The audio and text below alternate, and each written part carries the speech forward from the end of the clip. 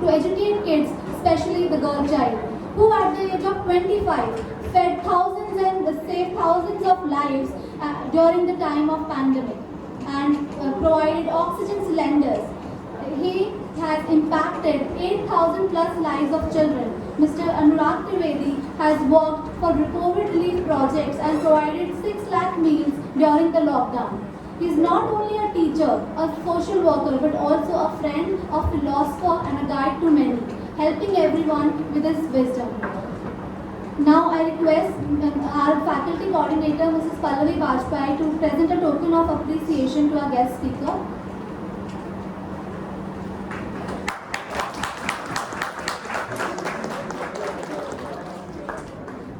So, sir today will share a drop of his knowledge from his oceanic wisdom. Sir, on to you. Hello भाई, पीछे वालों को आवाज़ सुनाई दे रही है? अरे यार, इन्होंने बहुत कुछ बोल दिया, ऐसा कुछ है नहीं। ऐसा मतलब आपके जैसे ही बहुत सामान्य व्यक्ति हैं और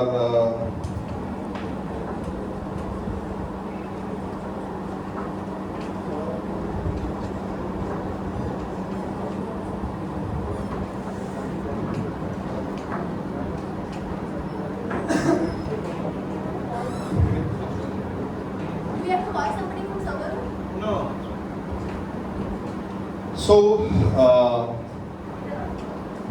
before I start talking about the topic, जो आप लोग आज हैं, इन्होंने जैसे बताया कि ये जो एज ऑफ 22, 23, 24, 25 ऐसा ठीक है, मतलब जहाँ पर आज आप हैं वहाँ पर हम भी कल थे और मतलब गाड़ियाँ, hotels, restaurants, parties, so it was all there. But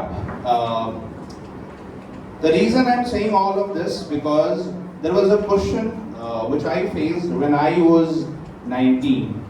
Many of you might have crossed that age. अच्छा, मतलब ऐसा तो नहीं है किसी को भी सिर्फ इंग्लिश में बोलना है, हिंदी इंग्लिश चलेगी ना, मतलब तो अब नहीं है। ठीक है, ठीक है, ठीक है। तो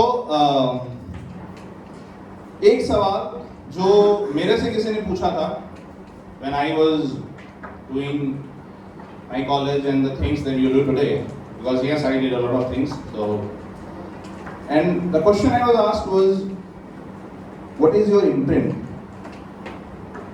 What is your imprint? What is your legacy?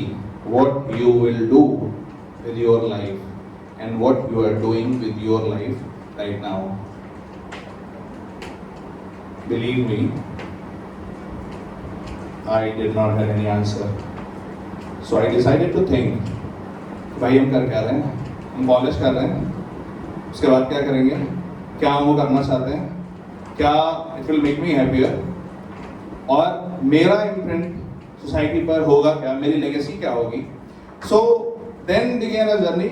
But इससे पहले हमारे यहाँ एक बोला जाता है कि जहाँ आज मैं हूँ वहाँ कल कोई और था। ये भी एक दौर है, वो भी एक दौर था। तो जब हम बात करेंगे तो बीच में हो सकता है, मतलब इतना ऐसा टॉपिक देख करके मैं तो अपने कॉलेज में किसी सेमिनार में जाता ही नहीं था, ठीक है, इतना भारी भरकम टॉपिक है ये, ठीक है। लेकिन बात करते हैं कि टॉपिक है क्या और कैसे ये हमें शेप करता है, ठीक है। सो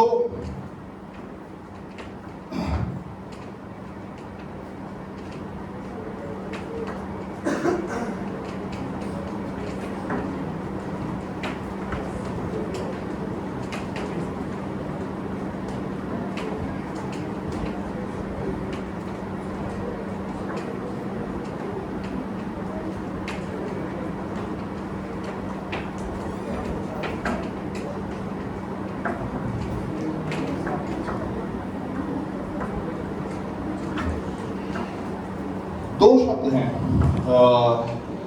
इंडिविजुअलिज्म एंड कलेक्टिविज्म। मतलब पहले तो इनको बहुत आसान भाषा में समझते हैं कि ये चीजें क्या हैं।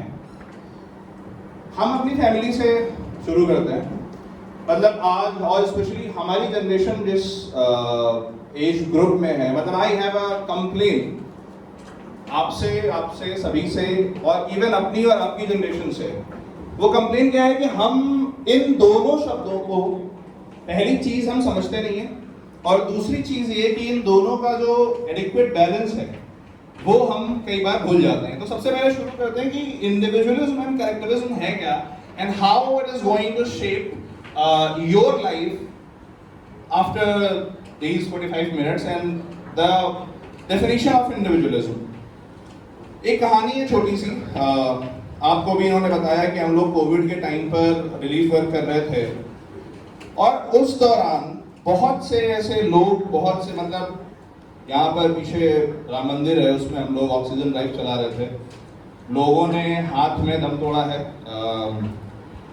मतलब I would not like to get there but I have seen everything.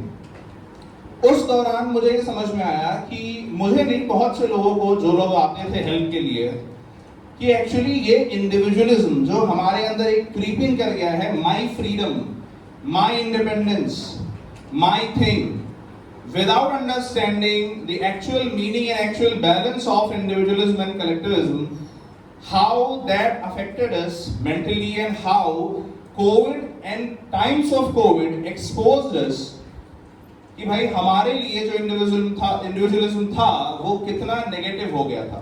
So let's just start with the thing कि भाई इंडिविजुअलिज्म और कलेक्टिविज्म जो है ये है क्या। देखिए, जब हम एक फैमिली में होते हैं, let's take an example of the family. अगर आप एक परिवार में रह रहे हैं, suppose you are a person, और आपको लगता है कि I should have freedom to go out at 1 AM, I wanted that. Everybody would love that, right? I want to have freedom to make my own decisions at the age of 16, 17. We all wanted that. And we all thought when we were 16 that I am right. Looking back now, you may think that, okay, you are a naive fool, but still at that time you thought that I was right. So, this tendency of thinking that I am someone,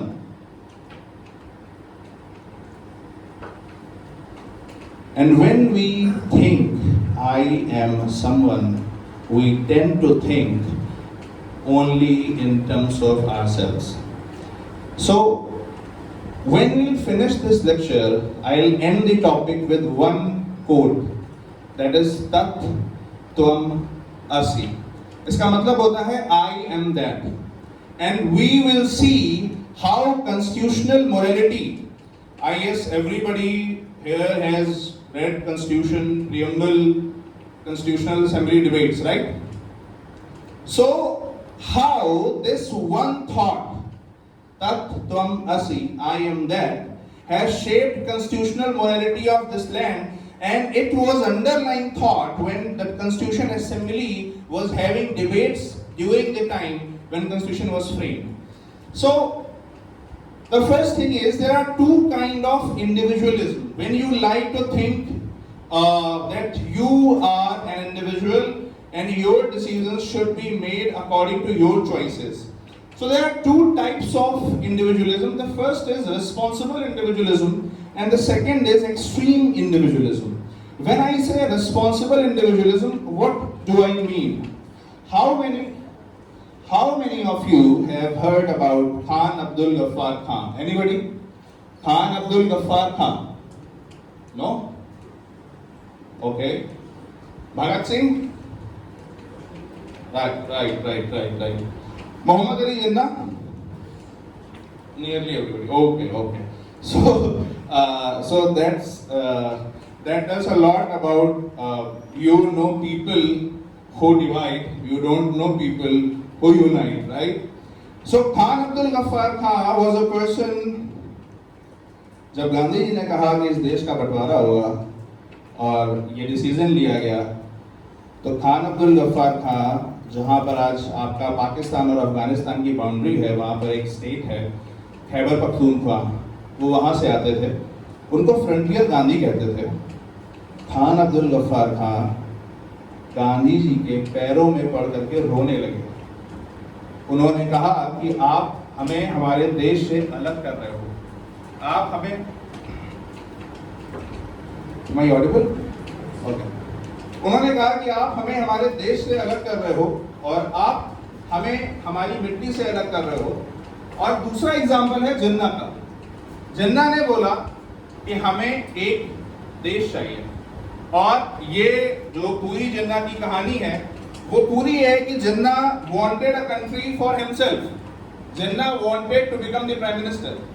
so how these two guys are different in their outlook, Khan Abdul Ghaffar Khan and Mohammad Ali Jinnah. What is the difference between Bhagat Singh and Mohammad Ali Jinnah? Bhagat Singh at the age of 23, आप सोचिए, हम में आप में बहुत से लोग ऐसे होंगे जो 23 साल से बड़े होंगे। 23 साल का एक लड़का फांसी पर चढ़ने जा रहा है, उसकी माँ उसके सामने आती है और वो रोने लगती है, तो जवाब क्या देते हैं भगत सिंह आंखों में आंखें डाल करके कि माँ, मैं ये नहीं चाहता कि कोई ये कहे कि भगत सिंह की माँ रो रही थी। क्यों? क्योंकि मेरे बाद एक लंबी कतार है जो मुझे फॉलो करेगी।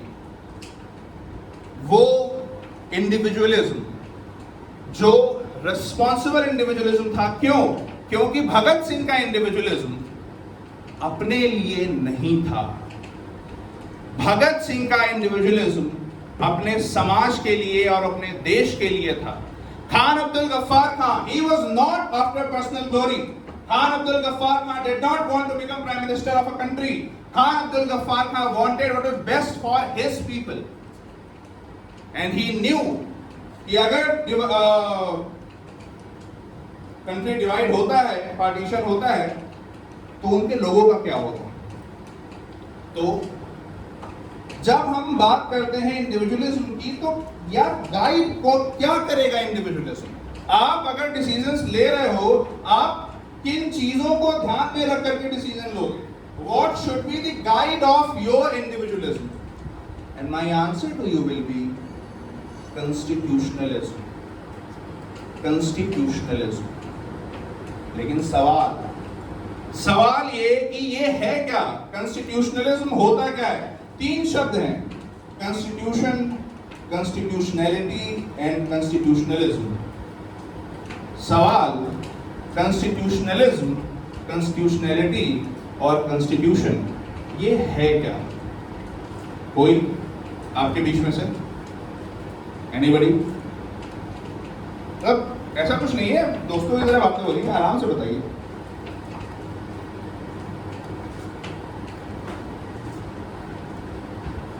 अच्छा,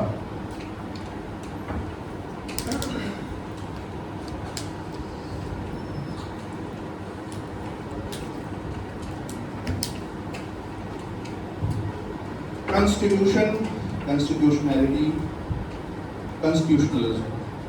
सबसे पहला सवाल, कंस्टिट्यूशन क्या होता है? क्यों भाई?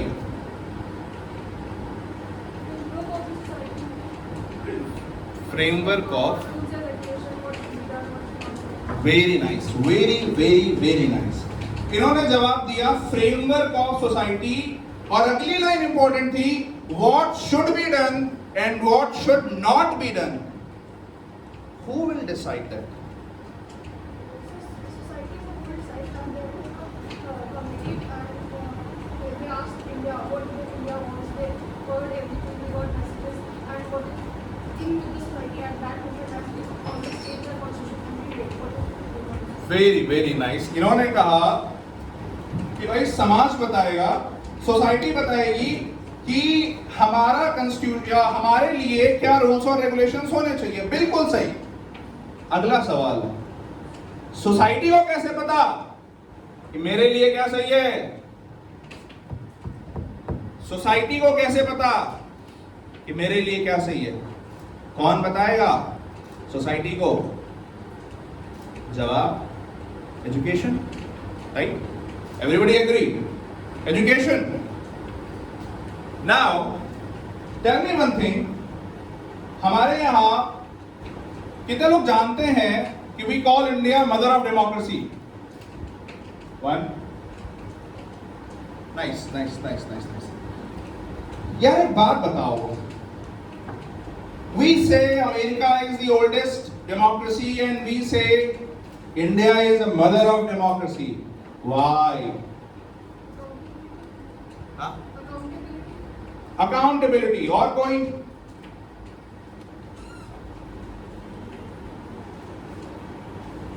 नहीं। एक बात बताओ, जब हम बात करते हैं डेमोक्रेसी की, आपने सुना होगा यूएसए सेड कि we will go to Afghanistan and establish democracy in 2003, right? Iraq में उन्होंने बोला we will go and establish democracy. क्या अफगानिस्तान और इराक में डेमोक्रेसी एस्टैब्लिश हुई? नहीं। क्यों? क्योंकि डेमोक्रेसी को डेमोक्रेसी बनाता कौन है? लोग। कॉन्स्टिट्यूशन के प्रियम्बल की पहली line, we the people of India having solemnly resolved to constitute India into a socialist, secular and democratic republic, sovereign and democratic republic। यानी कि वी द पीपल बनाते हैं इंडिया को डेमोक्रेटिक, राइट? यानी कि अगर वी द पीपल अपने individual sphere में डेमोक्रेटिक होंगे तो पूरा कंट्री डेमोक्रेटिक होगा, हाँ या ना? अगर we the people are basic constituents of democracy, 138 crore लोग are basic constituents of democracy, इसका मतलब क्या है? अगर एक एक इंडिविजुअल अपने इंडिविजुअल स्फीयर में डेमोक्रेटिक होगा तो पूरा कंट्री कलेक्टिवली डेमोक्रेटिक होगा, हाँ या नहीं? Now do we have some sense about responsible individualism? Yes or no? But what do you mean by being democratic in your individual spheres? What do you mean by being democratic in your individual spheres? Freedom of speech, freedom of Knowing the rights, very nice. freedom of our rights, like Freedom of our rights. और कोई? Not infringing upon others' rights. Not? Infringing upon others' rights. Great, great. I was waiting for this. So एक व्यक्ति ने कहा कि being democratic in individual sphere is knowing your rights. Nice. But दूसरे व्यक्ति ने कहा not infringing upon others' rights. Now you have understood the topic. Why? Because the moment you become extreme individualistic, you start littering the nature, you start destroying the planet, you start destroying freedom of others. Will that be a good society to live? Will that be a good democracy to live? No, right? So it means you are the basic constituents of your democracy. और आपकी democracy उतनी अच्छी होगी जितने responsible और जितने अच्छे आप होगे। So जब मैंने आपसे सवाल पूछा कि why we call India mother of democracy और वहां से मैं यहां पर आपको लाया, जवाब क्या है? We call India a mother of democracy because हमारे यहाँ पर ये फीलिंग कि we will always care for others' rights and we will always care for not just others' rights, but we will also go one step further.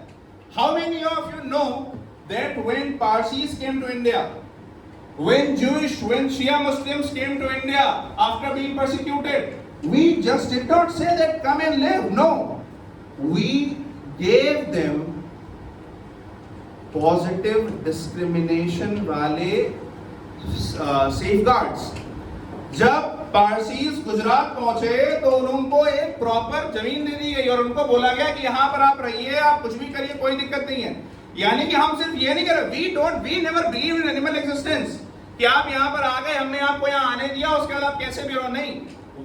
जब वो यहाँ पर आए उसके बाद हमने उनके प्रॉपरली एक स्टेप आगे जाकर के उनके रहने की व्यवस्था और उनकी लाइफ जो है वो डिग्निफाइड तरीके से चल सके, हमने वो सारी व्यवस्थाएं की। तो we were guided by what? That come RC, because our outlook was I am that. मैं दूसरे में स्वयं को देखता हूं। And when you will have this outlook कि आप दूसरे में स्वयं को देखोगे, क्या आप रिस्पॉन्सिबल इंडिविजुअलिज्म को फॉलो कर रहे हैं, हाँ या ना? राइट? और अगर आप रिस्पॉन्सिबल इंडिविजुअलिज्म को फॉलो कर रहे हैं तो क्या आपकी डेमोक्रेसी स्ट्रांग होगी या नहीं? Because remember you are the basic constituent, yes और नो? अच्छा एक चीज और, डेमोक्रेसी में चलो ठीक है, हमने कह दिया कि भाई डेमोक्रेसी में हम सबसे बेसिक कंस्टिट्यूएंट्स हैं। दूसरी चीज क्या जरूरी होती है डेमोक्रेसी में? कोई कुछ कह रहा है? What is the second most important thing in a democracy after we the people? How you make sure that we the people will be governed properly? Anybody? Institutions, right? You cannot run a democracy without having institutions, yes or no? How will you decide on a matter of public policy? 138 crore लोग vote नहीं कर सकते हर बार. So you must have proper institutions, yes or no? यानी कि democracy में दो चीजें चाहिए भाई. पहला, आपके वी द पीपल की वैल्यूज रिस्पॉन्सिबल होनी चाहिए, हाँ या ना? अगर आपके लोगों की वैल्यूज रिस्पॉन्सिबल नहीं हुई तो आपकी डेमोक्रेसी स्ट्रांग नहीं होगी. और जितना रिस्पॉन्सिबल आपके लोग होंगे, जितनी अच्छी उनकी वैल्यूज होंगी, उतने ही अच्छे इंस्टीट्यूशंस होंगे. व्हाई? लीडर्स कौन होते हैं यार? हमारे बीच से निकल रहे हैं, कल तो वो इसी समाज का हिस्सा थे. तो अगर हमारी इंडिविजुअलिटी, हमारा रिस्पॉन्सिबल इंडिविजुअलिज्म होगा तो हमारे इंस्टीट्यूशंस भी सही चलेंगे. लेकिन आज आपने देखा कि कुछ सोसाइटीज ऐसी हैं जहां पर डेमोक्रेसी फेल हो रही है, या जहां पर डेमोक्रेसी नहीं है, या जहां पर डेमोक्रेसी थी. हमारा नेबर है अफगानिस्तान में, कोशिश की गई डेमोक्रेसी की बट नहीं हुआ. सीरिया में डेमोक्रेसी की कोशिश की गई बट नहीं हुआ. एक पूरा प्रेसिडेंट है पिछले 70 सालों में जहां पर बहुत जगहों पर डेमोक्रेसी की कोशिश की गई बट उस तरह से एस्टैब्लिश नहीं हुई. We were a poor country. आप सोचो यार, मतलब 1947 में आजाद हुए, हमारे यहाँ 1942 में, मतलब मुझे नहीं मालूम आप में से कितने लोगों को मालूम है, 42 में हमारे यहाँ फेमाइन हुआ, 6 करोड़ लोग मर गए, 6 करोड़. और 47 में हम आजाद हुए, 50 में हमने कॉन्स्टिट्यूशन बनाया, मतलब वी आर नथिंग. प्लस हमने 3 वॉर झेले उसके बाद. क्या थे यार? We were mother of democracy. क्यों? गरीबी, भुखमरी तुम्हारे इंटेलेक्ट को और तुम्हारे डीएनए में घुसी हुई वैल्यूज को तोड़ नहीं सकती.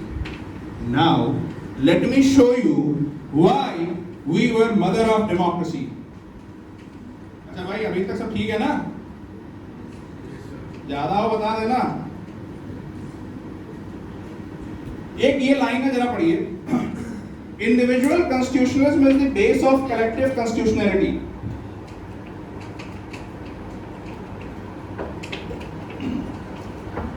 मैंने अभी जितना आपको बताया तो आपको ये समझ में आया कि इंडिविजुअल का रिस्पॉन्सिबल होना जरूरी है, हाँ है ना? अब हम जरा एक और शब्द पर बात करते हैं, दैट इज कॉन्स्टिट्यूशनलिज्म. आप मुझे ये बताओ, when you will say that, sorry, just first let's talk about what is constitutionalism.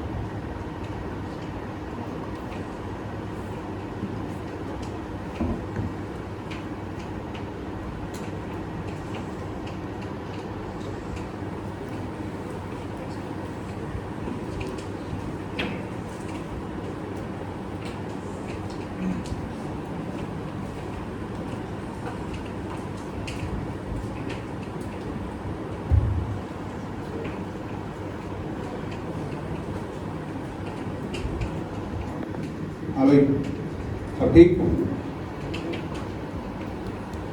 तो कॉन्स्टिट्यूशनलिज्म होता कुछ नहीं है. It is very basic thing. आपकी इंडिविजुअल वैल्यूज, अगर मैं आपसे बोला मैंने कि अगर आप अपने इंडिविजुअल स्फीयर में रिस्पॉन्सिबल हैं, इसका मतलब आपका कॉन्स्टिट्यूशनलिज्म सही है. Constitutionalism is when you in your individual sphere is guided by good constitutional values. अगर आप constitutional values से guided है, it means you have constitutionalism, right? अब मैंने थोड़ा देर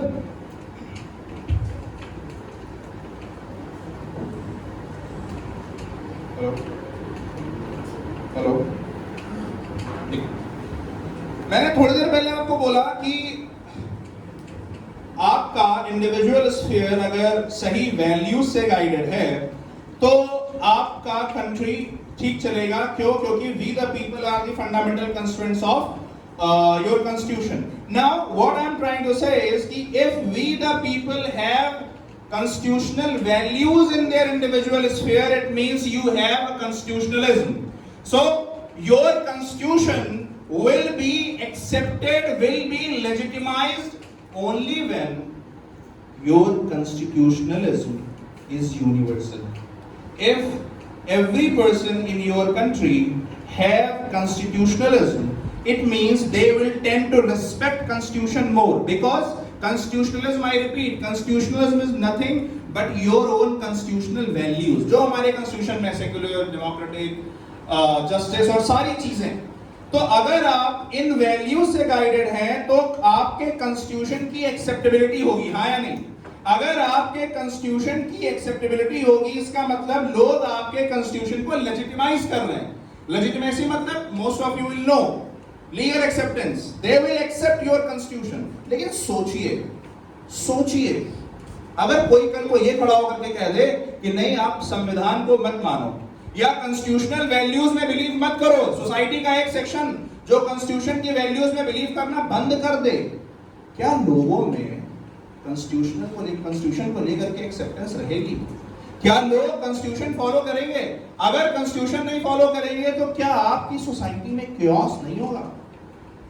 तो पहली चीज, your individual constitutionalism legitimizes and strengthens the constitution and its enforcement, right? दूसरी चीज, तो यहां पर लिखा हुआ है कि individual constitutionalism is the base of collective constitutionality. आपको इंडिविजुअल कॉन्स्टिट्यूशनलिज्म समझ में आ गया. दूसरी चीज है कलेक्टिव कॉन्स्टिट्यूशनैलिटी. आपने देखा होगा कि हमारा संविधान, हमारा कॉन्स्टिट्यूशन ये डिक्टेट करता है कि आपके समाज में क्या सही है क्या गलत है. हमारे यहाँ सती प्रथा थी, हमारे यहाँ बाल विवाह था, हमारे यहाँ ट्रिपल तलाक था, जो भी चीजें थी जो हमें लगा कभी किसी समय पर कि यार कॉन्स्टिट्यूशन के हिसाब से नहीं चल रही है, हमें एज इन हमारी जुडिशरी को, तो हमने क्या किया, उन्हें हटा दिया. ठीक, यानी कि जब आपके समाज का कॉन्स्टिट्यूशनलिज्म इवॉल्व होगा, कभी हमें लगा कि यार सती नहीं होनी चाहिए, क्या हुआ, कॉन्स्टिट्यूशनलिज्म इवॉल्व हुआ. इन्होंने कहा था कि आप अपने कॉन्स्टिट्यूशन को अमेंड कर सकते हैं. अमेंड कौन करता है? पार्लियामेंट. पार्लियामेंट में किसकी विल रिफ्लेक्ट होती है? हमारी. यानी कि हमारा कॉन्स्टिट्यूशनलिज्म जैसे जैसे इवॉल्व होगा वैसे वैसे ही कॉन्स्टिट्यूशन से ड्राइव होने वाली कॉन्स्टिट्यूशनैलिटी इवॉल्व होगी, हाँ या ना? एक छोटा सा एक कहानी, 1956 में ना सुप्रीम कोर्ट के एक जज हुआ करते थे, उनका नाम था फजल अली, जस्टिस फजल अली. उन्होंने, उनके सामने एक केस गया, गोपालन केस था. उस केस में उन्होंने एक बड़ी जबरदस्त लाइन बोली. उन्होंने कहा कि ये हमारा जो संविधान है ना, जो कॉन्स्टिट्यूशन है, यार ये एक दिन के लिए नहीं बना है, ये एक साल के लिए नहीं बना है, ये एक डिकेड के लिए नहीं बना है, ये इटर्निटी के लिए बना है. और अगर आपको इस कॉन्स्टिट्यूशन को इटर्निटी तक चलाना है तो आपको क्या करना पड़ेगा? कॉन्स्टिट्यूशन को डायनामिक वे में, चेंजिंग टाइम्स के साथ आपको कॉन्स्टिट्यूशन को भी अमेंड करना पड़ेगा, उसे भी चेंज करना पड़ेगा और कॉन्स्टिट्यूशन को भी इवॉल्व होना पड़ेगा. तो what I tried till now is to establish a link between constitutionality and your individual self, because we tend to forget. इन्होंने एक लाइन बोली, इन्होंने कहा कि हमारे यहाँ हम दूसरे के राइट्स को खत्म नहीं करते थे, उनके राइट्स को इन्फ्रिंज नहीं करते थे.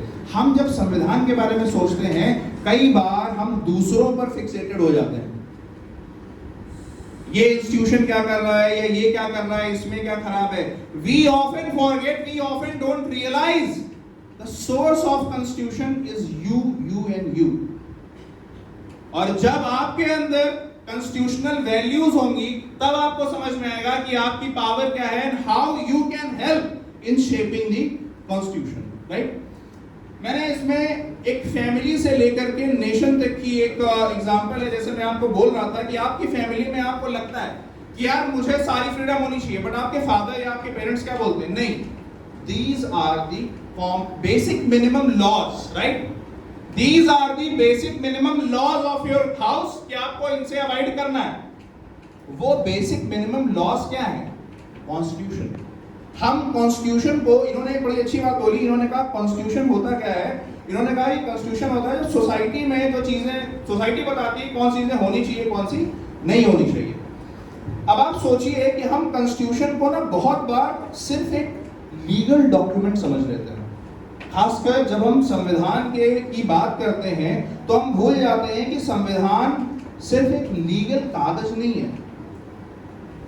जब संविधान बन रहा था, जब डिबेट्स हो रही थी, तो आपको पता है कि डिबेट्स 2000 साल पीछे की हमारी लेगेसी तक पहुंची।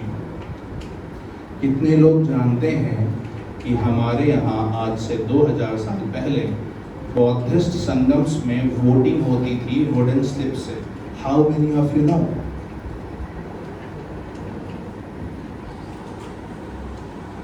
हमारे यहाँ बौद्धिस्ट संगमों में वोटिंग होती थी प्रॉपर वुडन स्लिप से। I will show you.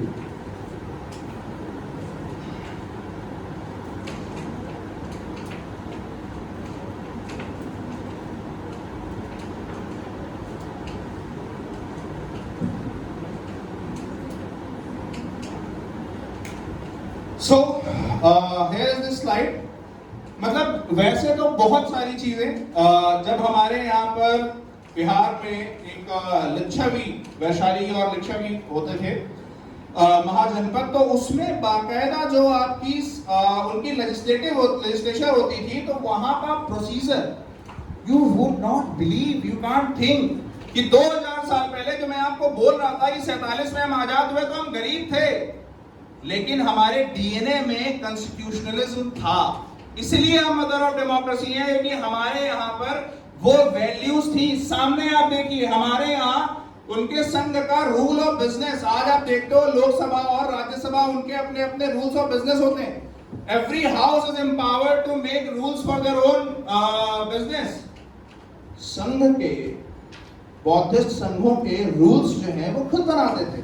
उसके बाद वहां पर एक्ट्स पास होते थे, और उन जो एक्ट्स पास होते थे उनका बाकायदा उन्होंने कोरोलरी बना रखी थी। और सबसे इंपॉर्टेंट चीज, vote of the majority. Don't you think this is the underline theme of democracy? Yes और नो? अगर आज आप डेमोक्रेसी की बात करो तो vote of the majority is the underline theme, right? और वो आपको वहां पर दिख रहा है। वोटिंग वाज बाय टिकट्स, शलाका कहते थे उनको। वो टिकट से वोटिंग कर रहे हैं। और अगर आप ध्यान दो तो डेमोक्रेसी में एक सबसे इंपॉर्टेंट चीज होता है deliberation. How many of you will agree, right? Democracy में सबसे इंपॉर्टेंट चीज होती है डेलिब्रेशन। इफ आपने इंस्टीट्यूशंस बना रखे हैं, आपके लोग हैं, बट आप बिना कोई चर्चा किए कुछ भी पास कर दे रहे हो, अपनी विल थोप रहे हो लोगों पर, तो you are not actually democratic. इसीलिए डेमोक्रेसी का एक मॉडल होता है, that we call deliberative democracy. That democracy में डेलिब्रेशंस जरूरी हैं। जरा देखिए, कोरम, कोरम का मतलब मिनिमम नंबर ऑफ लोग। अगर यहाँ पर 1000 लोग हैं तो हमने कहा अगर मिनिमम 200 या 250 लोग होंगे तभी हम डिस्कशन शुरू करेंगे, to ensure representation of all the sections of society. तो आप वोटिंग, कोरम, जो ये बेसिक वैल्यूज हैं, डेलिब्रेशन से लेकर के, रिप्रेजेंटेशन से लेकर के, see what is voting? How many of you understand that vote is nothing but airing your own public opinion? And when your public opinion matters in a governance system, then you can call yourself democratic, right? That is why I said India was mother of democracy, because you had these traditions always. लेकिन यार गलत क्या हुआ? सब कुछ तो अच्छा नहीं था। आज यहाँ पर हम पहुंचे तो बीच में हमने कहीं कुछ तो खोया है।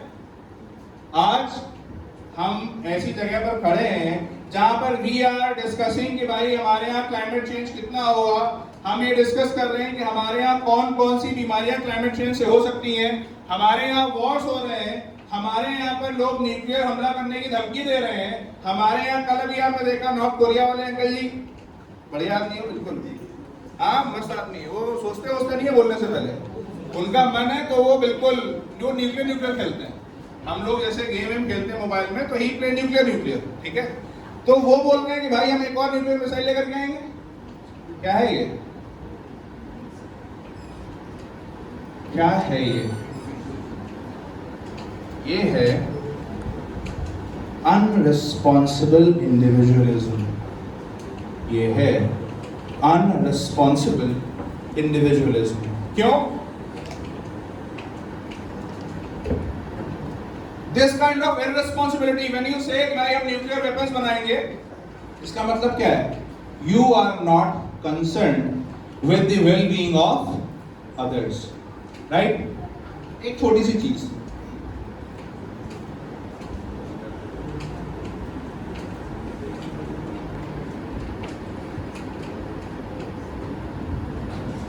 ये आपको जो सामने दिख रही है, ये एक लंबी लिस्ट है। ये हमारे यहाँ की रिपब्लिक्स थी, एंशिएंट रिपब्लिक्स, जो इंडिया में होती थी आज के 2000-1000 साल पहले, राइट? लेकिन आप ये समझिए, आज जो हम क्लाइमेट चेंज की या हम न्यूक्लियर प्रोग्राम की बात कर रहे हैं, दैट इज अनचेक्ड इंडिविजुअलिज्म। और जब हम बात करते हैं अनचेक्ड इंडिविजुअलिज्म की, तो यार ये कैसे हुआ होगा? अनचेक्ड इंडिविजुअलिज्म तक हम पहुंचे कैसे? एनीबॉडी? कोई आंसर करेगा? How did we reach here? What a fall from grace. अभी हम बात कर रहे हैं कि हम इतने अच्छे और बिल्कुल डेमोक्रेसी इतनी हमारे यहाँ मदर ऑफ डेमोक्रेसी, और आज हम कहाँ हैं? हम as in I am talking about the world. कितने लोग जानते हैं कि हमारे लिए एक श्लोक है हमारा, अयम नजः परो वेति गणना लघु चेत साम उदार चरिता नाम तो वसुधैव कुटुंबकम। हमारे लिए पूरा दुनिया हमारी फैमिली है। तो जब मैं बोल रहा हूं कि हम यहां पर कैसे पहुंच गए, तो कभी आपने सोचा है क्यों पहुंचे यहां?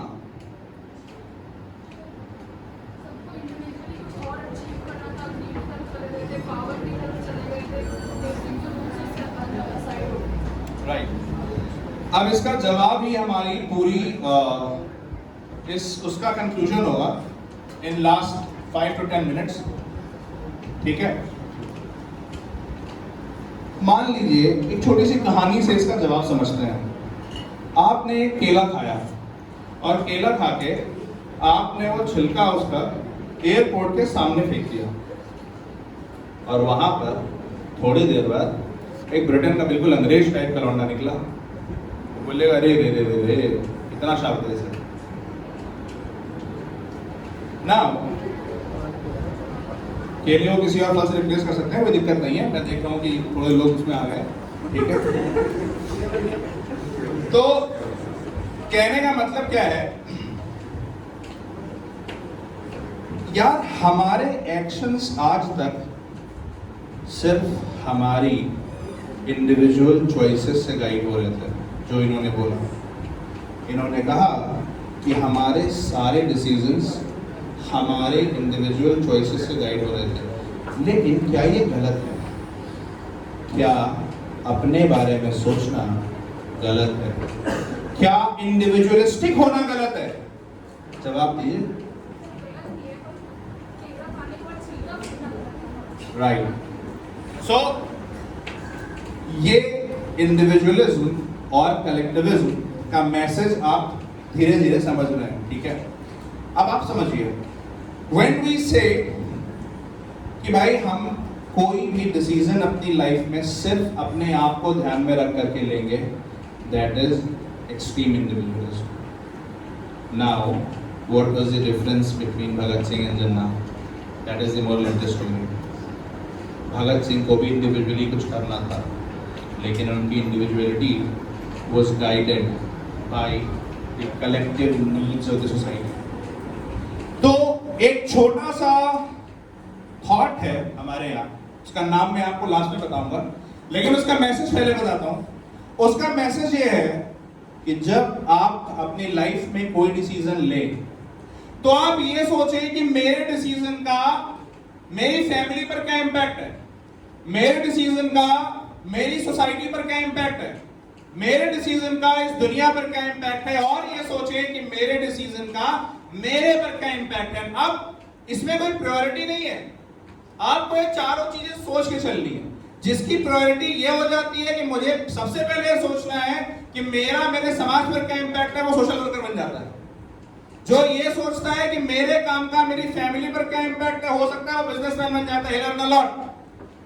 और जो ये सोचता है कि मेरा सिर्फ अपने पर क्या इंपैक्ट है, वो कुछ बनता तो है 5-6 साल तक, लेकिन फिर वो वापस सोचने लगता है कि मैंने किया क्या। ठीक है, अभी आप हंस रहे हैं, लेकिन ये समझ में आएगा, शायद आज ना आए, कुछ दिनों बाद आए। ठीक, तो पहली चीज ये कि हमारा इंडिविजुअलिज्म कैसा होना चाहिए कि हम ये सोचें कि मेरी सोसाइटी की नीड क्या है। क्यों? क्योंकि जब हम ये सोचेंगे तो हमारा टॉपिक क्या है, कलेक्टिव। वो जो कलेक्टिवनेस है, जब हमारा पूरा समाज ये सोचने लगेगा मेरी सोसाइटी की नीड क्या है, तो सोसाइटी के मोरल्स शेप हो जाएंगे, हाँ या ना? क्योंकि पूरा समाज पहले ये सोच रहा है, हर एक व्यक्ति ये सोच रहा है कि मेरी सोसाइटी की नीड क्या है, और वहां से बनती है कलेक्टिव कॉन्स्टिट्यूशनैलिटी। इसलिए individualism and collective constitutionality are not against each other. Responsible individualism will shape your collective constitutionality, and that in turn will make you a very, very prosperous and responsible society. Now I am leaving you with two things. First, how many of you have heard about sustainable development goals? Everybody? Nice. क्या है ये? 2030 में दुनिया कैसी होगी, उसका एक vision. ये बातें क्या कर रहे हैं? पॉवर्टी नहीं होनी चाहिए, हंगर नहीं होनी चाहिए, वुमेन इक्वालिटी होनी चाहिए, जेंडर इक्वालिटी होनी चाहिए, इनकम इक्वालिटी नहीं होनी चाहिए, यही सब। लेकिन सस्टेनेबल गोल्स में 2 पॉइंट्स हैं, 16 और 17, और वो कहते क्या है, पार्टनरशिप फॉर गोल्स। मतलब दुनिया का ये विजन अचीव करने के लिए पूरी दुनिया को साथ आना पड़ेगा, और पूरी दुनिया को कलेक्टिवली, दुनिया को एक फैमिली समझ करके कलेक्टिवली काम करना पड़ेगा। Now tell me, how is it different from तत् तुम असी, आई एम दैट। जब आप ये सोचोगे, हमारे यहां हमें बताने की जरूरत नहीं है, अरे भाई साहब हम वो हैं जो पीपल के पेड़ में भी रक्षा सूत्र बांधते हैं, जब आप अपने हाथ में कलावा पहनते हो। क्यों? बिकॉज हमें लगता है कि भाई वो हमें ऑक्सीजन देता है, हमारा आउटलुक वो है। तो इसलिए उस आउटलुक को, उस रिस्पॉन्सिबल इंडिविजुअलिज्म को जब आप वापस लगाओगे तो आपकी कलेक्टिव कॉन्स्टिट्यूशनैलिटी शेप होगी, और वहां से आपका एसडीजी डेवलपमेंट एजेंडा एक रिस्पॉन्सिबल वर्ल्ड शेप होगा। क्यों? क्योंकि 135 करोड़ लोग जिस दिन ये रिजॉल्व ले लेंगे कि मुझे अपने इंडिविजुअल स्फीयर में रिस्पॉन्सिबल होना है, उस दिन पूरी दुनिया एसडीजी डेवलपमेंट एजेंडा को अचीव कर लेगी। And now let me quote head of United Nations, जिसने क्या बोला था कि India's achievement in building itself responsibly will translate into a better world and a better future for the world. So I'll rest my talk with this, but एक छोटी सी कविता।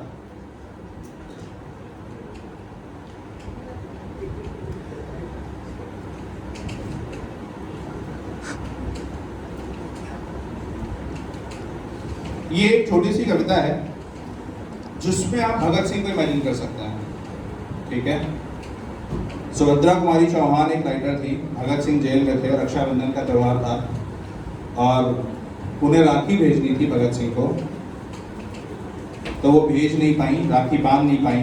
क्यों? क्योंकि Bhagat Singh jail में थे, और तब उन्होंने वहां पर लिखा है कि मैं हूं बहन किंतु भाई नहीं, है राखी सजी पर कलाई नहीं, है भादो घटा किंतु छाई नहीं, नहीं है खुशी पर रुलाई नहीं, मेरा बंधु माँ की पुकारों को सुनकर के तैयार हो जेल खाने गया है, छीनी है जो स्वाधीनता माँ की, उसको वह जालिम के घर में से लाने गया है। भगत सिंह जेल में थे। क्यों? क्योंकि उनका इंडिविजुअलिज्म रिस्पॉन्सिबल था और कलेक्टिव कॉन्स्टिट्यूशनलिटी के आउटलुक से चल रहे थे, अपने रक्षाबंधन या अपनी बहन भाई की चिंता नहीं कर रहे थे। That is thanks.